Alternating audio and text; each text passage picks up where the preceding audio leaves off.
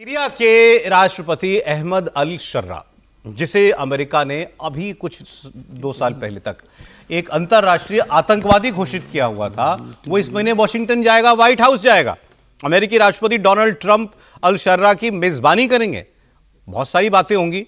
2003 में ये जो अल शर्रा है, ये अलकायदा में शामिल हुआ था, अमेरिका की सेना के खिलाफ लड़ा और इस दौरान अमेरिका ने इसी व्यक्ति अल शर्रा पर $10 मिलियन का इनाम घोषित किया था। 2 महीने पहले ही अमेरिका ने उसे आतंकवादियों की लिस्ट से हटा दिया। फिर सऊदी अरब में इनकी मुलाकात हुई और अब 10 नवंबर को यह आदमी वॉशिंगटन जाएगा। अब आप सोचिए, ट्रंप व्हाइट हाउस में आज तक कभी कोई सीरियाई राष्ट्रपति नहीं गया। एक तो ये पहला आदमी है, दूसरा वो आदमी जिसको अमेरिका ने जिसके सर पे इनाम रखा हुआ था, उससे गले मिलेंगे ट्रंप, उसके साथ मेजबानी करेंगे। आप पूछेंगे ऐसा क्यों? सीरिया एक बड़े लंबे अरसे तक बशर अल असद की डिक्टेटरशिप में रहा और वहाँ जो विद्रोह हुआ जिसमें ये व्यक्ति भी शामिल था, लेकिन ये हमेशा सारी ज़िंदगी जिहादी ताकतों के साथ रहा। कभी एक वक्त अलकायदा के भी साथ था।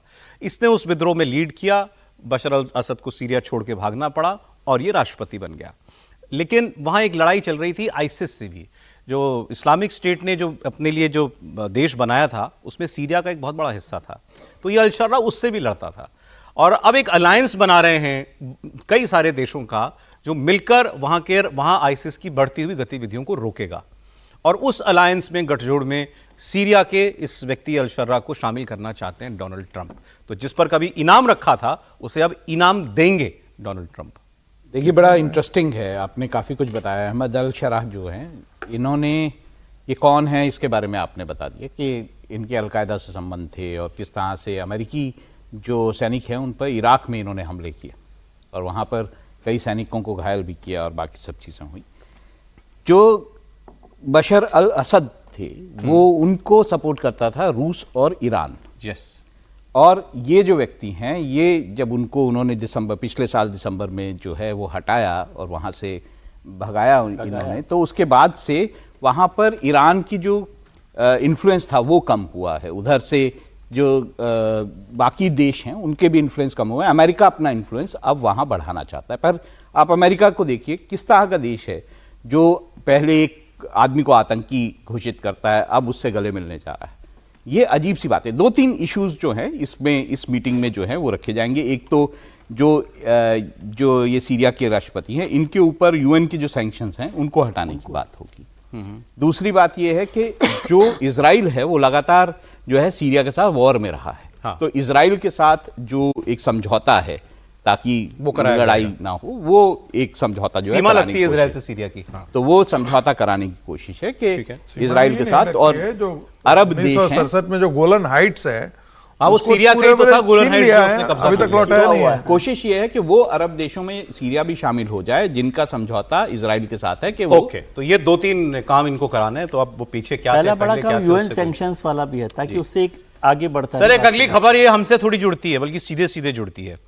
भारतीय मूल के हैं यूं तो कहने को जोहरान ममदानी, ये अमेरिका में इतिहास बनाने जा रहे हैं, ऐसा वहां पर हो रहे पोल्स, सर्वे, वो दावा कर रहे हैं। 4 नवंबर मतलब कल न्यूयॉर्क में मेयर का चुनाव है और ममदानी इस वक्त डेमोक्रेटिक पार्टी के उम्मीदवार हैं। डेमोक्रेटिक पार्टी जो बाइडेन वाली पार्टी, जो भी विपक्ष में है वहां पर। और पोल्स उस न्यूयॉर्क मेयर की रेस में इनको सबसे आगे बता रहे हैं। इनका मुकाबला पूर्व गवर्नर एंड्रयू क्वोमो से है, लेकिन क्वोमो की छवि दागदार है, इसलिए ममदानी की संभावना सबसे ज्यादा है।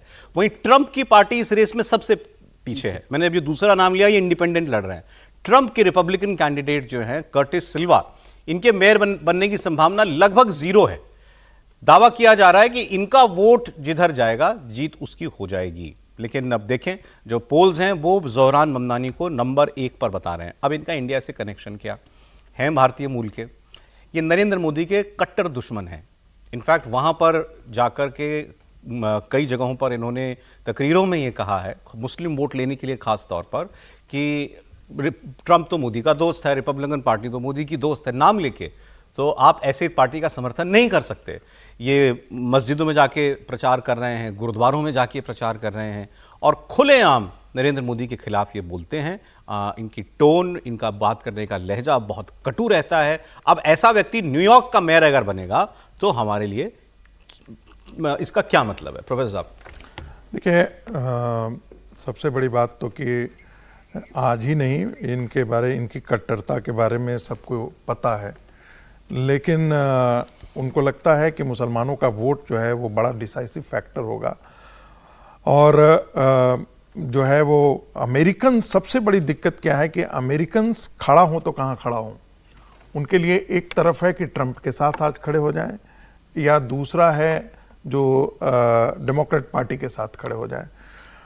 कोई भी यदि आप वॉशिंगटन डीसी में, या जो पढ़ा लिखा वर्ग है ऐसा, वो कभी भी ट्रंप को एक्सेप्ट करने के लिए तैयार नहीं है। ये एक सच्चाई है। और यदि ट्रंप ने बहुत अच्छा कैंडिडेट दिया होता, या ट्रंप का ट्रैक रिकॉर्ड पिछले 1 साल, अभी 1 साल तो नहीं हुआ है, वो जनवरी में 1 साल होता है, चुनाव बेशक नवंबर में हो गया था, 20 जनवरी को अपॉइंट हुए। हाँ, तो उसी दिन से माना जाता है। वो उनके यहाँ कैलेंडर एकदम फिक्स्ड है, भारत की तरह नहीं है कि इधर उधर डेट होगा। उनके यहाँ कैलेंडर एकदम फिक्स है, 20 जनवरी मीन्स 20 जनवरी, इधर उधर कैलेंडर नहीं होता है। तो ट्रंप के साथ पब्लिक सपोर्ट आज के दिन में नहीं है। ऐसे में इनके जीतने की संभावना बहुत बड़ी आप है। भी मानते हैं मेयर बन जाएंगे न्यूयॉर्क के? बिल्कुल, इसकी पूरी संभावना है।